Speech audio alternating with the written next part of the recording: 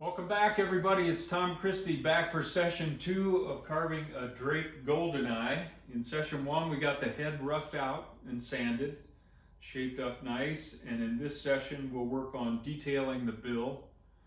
And if we have time, we'll put the eyes in as well. And then in the sessions following, we'll work on the body. I've done some layout work. We're going to want to put some cheek structure in on both sides, so I've got those penciled in. I want to create this shelf to begin with on the bill down here, and then the nostril locations are actually below this area where we need to create a little V shape here. Just looking at the study bill, this area is raised, and we want to create that before we get to defining the enclosures for the nostrils.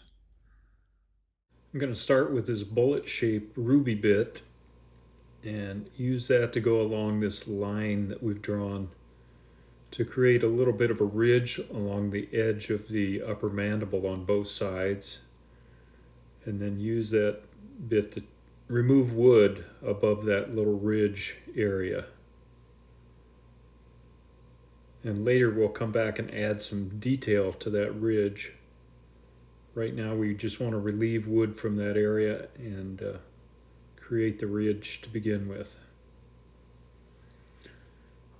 I'll speed this up as we go through several steps of carving the bill, and we'll go a little faster that way. Doing the same thing on the opposite side is creating the ridge and then removing material from the upper part of the bill there above that ridge, and then just using the head of that to blend things out and smooth the wood around that ridge.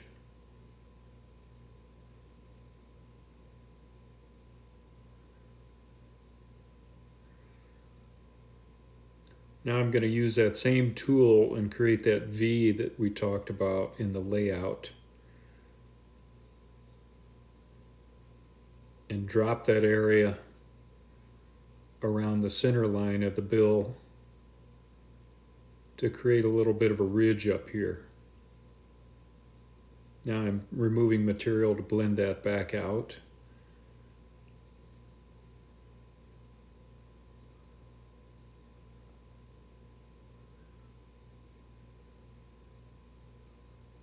And then we'll work on some of the details. Now I want to work on creating this little depression area where the nail is. I'm going to use that same ruby bit and drive down in that area so that the part of the nail that's away from the tip is lower, and then I'm rounding that area around it.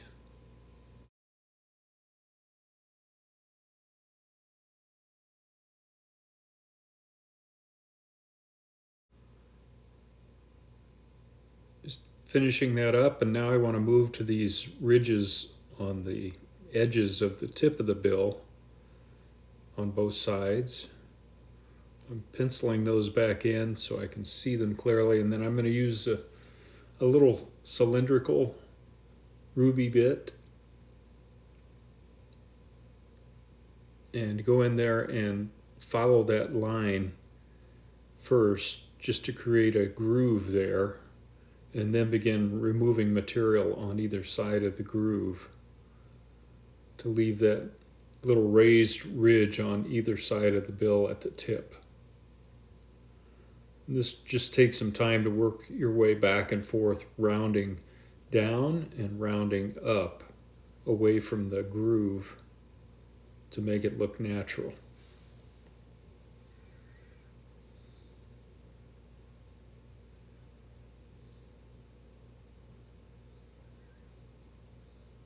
You want a little bit of a shelf there, so I'm removing material from the top of the bill so that looking down on this area you can see those ridges on both sides of the tip of the bill.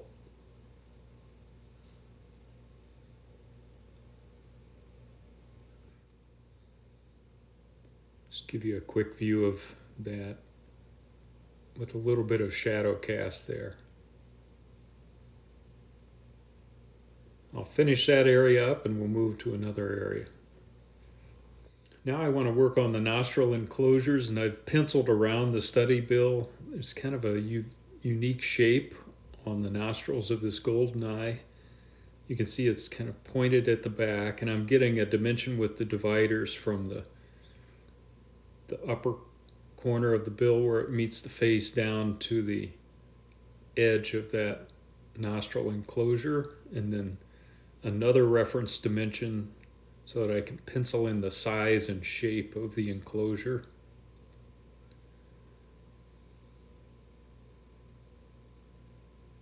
And they're kind of rounded in front and narrow and pointed towards the back.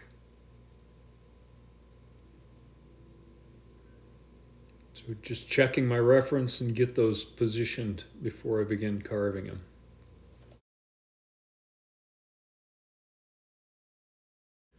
Now I'm back to that small cylindrical ruby bit and carving a groove following the penciled shape that I put in position. So I'm going to go around the perimeter of that nostril enclosure with a groove and then begin to go back and remove wood around it to leave the nostril area raised a little bit. I'm working that other side first.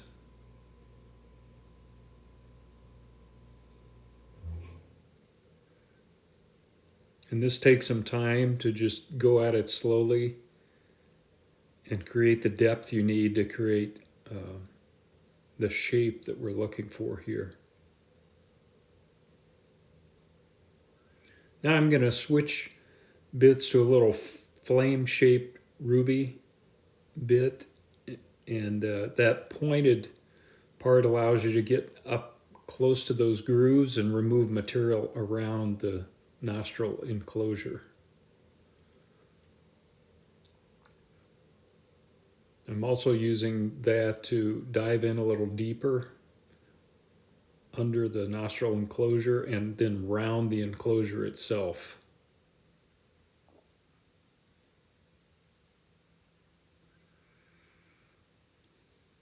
So I'll speed this up and we can watch the rest of this. You can do a lot with this little flame-shaped ruby bit to almost sand the bill as well. So I'm just going back and forth until I'm happy with the definition that I have on the nostril enclosure and blend it back into the bill. You can see I'm deepening that area under the nostril enclosure. And I like to repencil every once in a while just to get a feel for what the shapes are looking like. And now using the reference bill and the dividers, I've penciled in where the nostril openings themselves are positioned. I'm going to use this small ruby ball to go in and open up the nostril. This is delicate work, so you really have to have a good grip on things and support your hand so you're not freestyling here that might lead to a slip and create a bigger nostril than you're looking for, which could be a problem. After I get those shaped, I like to use a little sandpaper, knock off any burrs, and then use the pencil and darken in the nostril openings. And that really gives you a good view of the symmetry and whether they're positioned correctly and in the same position front and back on both sides, which is really critical.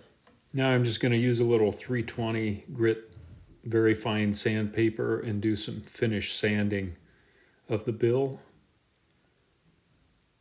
to get it ready for next steps.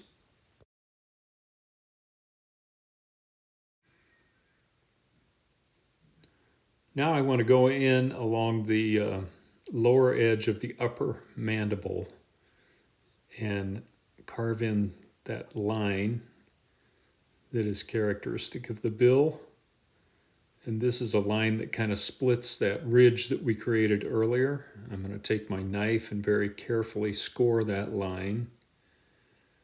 You got to maintain good control here. Doesn't have to be super deep. This just gives the grinding bit that we're going to use next some guidance as we're creating that little characteristic ridge along the upper mandible.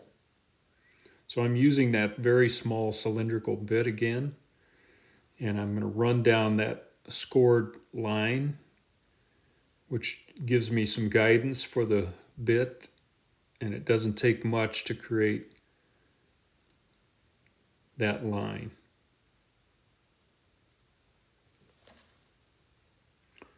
Now I'm just using some folded up 320 grit sandpaper and using the corner to go down that line above and below and soften things and get rid of any burrs or material that's hanging out there and soften the look. Okay, I got the bill sanded smooth, and now I want to look at, there are some wrinkles coming off the back of the nostril here. So I'm going to take my embossing tool, put a few wrinkles there. This is kind of hard to see, but I'll give you some better lighting in a minute here. And then I'm going to put some coming off the bill here.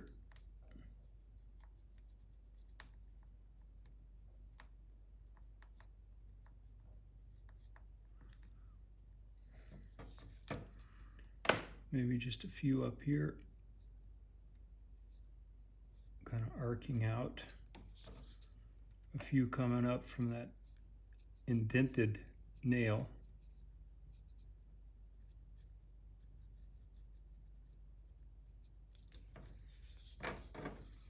Same with the other side.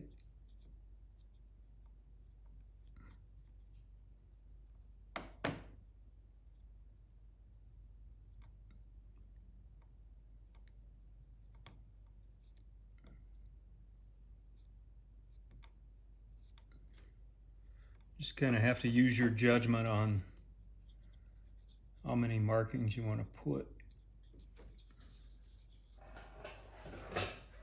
Now I'll work those to go back and forth and round the edges so there are no sharp edges on any of those, and so that they're deep enough to show through the paint when we're all done.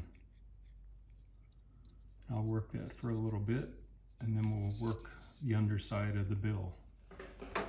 Okay, I've penciled in some detail on the underside of the bill, and I don't want to put a lot of detail down here, but just a little bit of detail. So we'll do that next. This is about a 1/8 inch cylindrical ruby bit, and it also has grit on the end of it, so it's a good tool for this purpose. I'm just following my guidelines that I've penciled in and creating some structure down below. I'm not going to go overboard on the detail here, but I do think it's nice to put some structure down there, and it looks good when the decoy is finished. This is going to be a more decorative decoy for the mantle, so I don't have to worry about this being out in working conditions. If it were strictly a hunting decoy, I wouldn't put this kind of detail in because you really don't need it, and it makes it a little more susceptible to water damage and chipping. So I'll speed the video up here, and we can just watch the rest of this carving on the underside of the bill. And I'll skip through some footage and kind of get to the end here. Just repenciling my lines to keep them in front of me, and I'll go in and sand the bill a bit and smooth things up down here, and then we'll be done on the underside of the bill. Now I'm going to use that bullet-shaped ruby bit and go in and cut a groove in for some cheek details. And after I cut the groove, then I'm rounding from both directions. And you don't want this to be a deep trench that casts a real harsh shadow. You don't have to put these in at all. I just think it adds a little character and life to the face, as long as it's subtle and it doesn't cast a harsh shadow that looks unnatural. So I'm just going to round these and do this on both sides. I'll speed the video up here. We can watch this develop.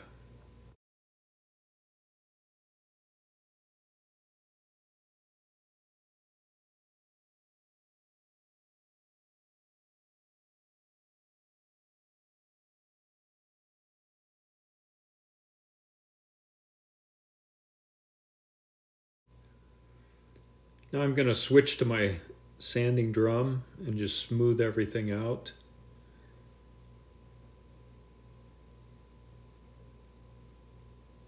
Maybe deepen things a little bit as I go, just using your judgment on how much of a shadow do you want to cast. And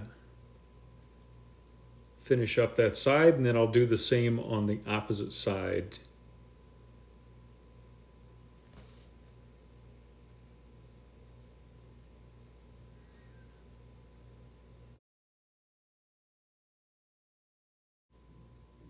Just jumping forward, and I'm finishing up that other side with the sanding drum again and just smoothing things out.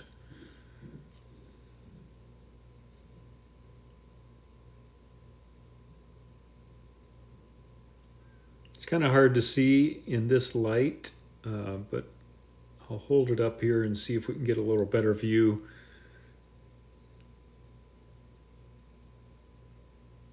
You can see it's just very subtle, but I think it really adds. Just do some finish sanding to round everything out and hit the areas the drum can't do effectively. So a quick picture after the bill work has been done and the face structure. Now we're going to mark the eye location from the edge of the bill here to the front of the eye.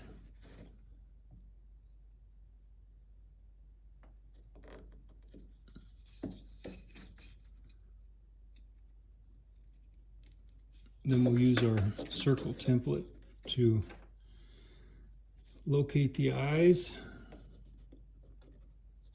These will be 10 millimeter.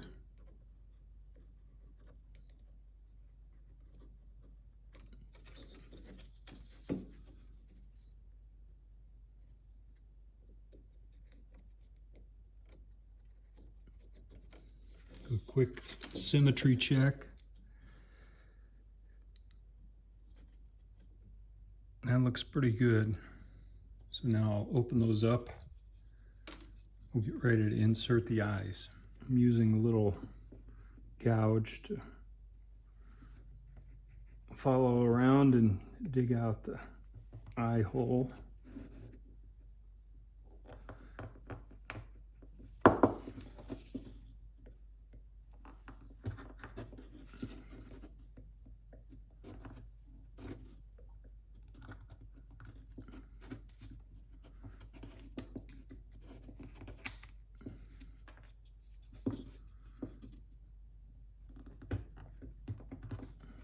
Be careful.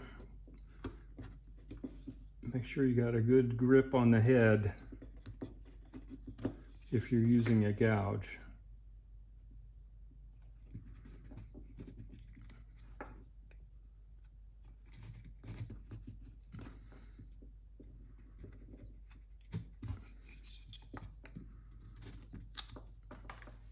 Okay. All right, I'm going to wet the eye hole with acetone in the surrounding area.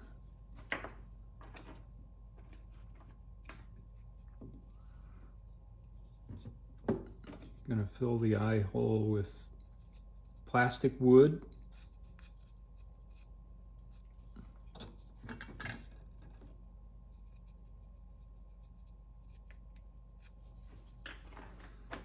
Smooth that out a little.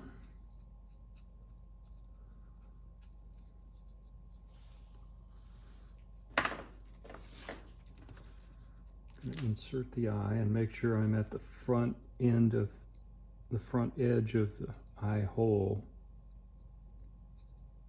because that's where I took my dimension from the pattern. And then I need to insert these so they are a little forward facing or canted forward and down a touch.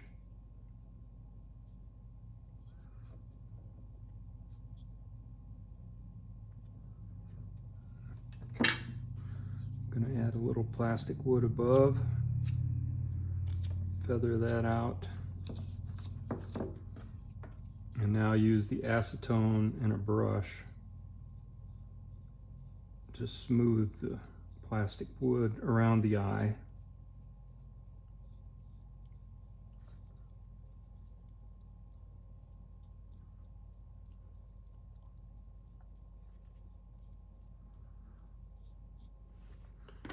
And then use a little smaller brush to begin opening the eye up again.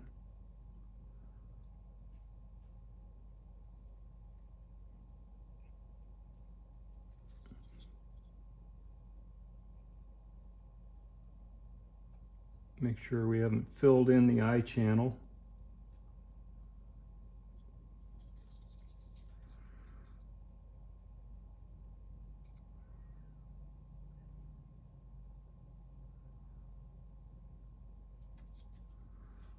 Take a quick look from the front to make sure position looks right.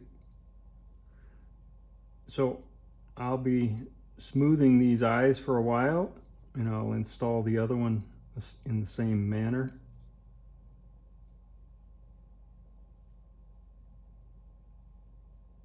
You can see I'm just working the shape of that eye opening. Try to get that characteristic look. Make sure the pupil is centered in the eye or in the proper position that I'm looking for. So I'll keep working that and do the other eye. Then we'll be done with the head details. Let's do another quick check on my measurement from the bill to the front of the eye, and that looks good. That's always a good idea after installation. Make sure the eye didn't get positioned too far forward or back. Just a quick view of those eyes. I'll let those dry. They look pretty good from the front.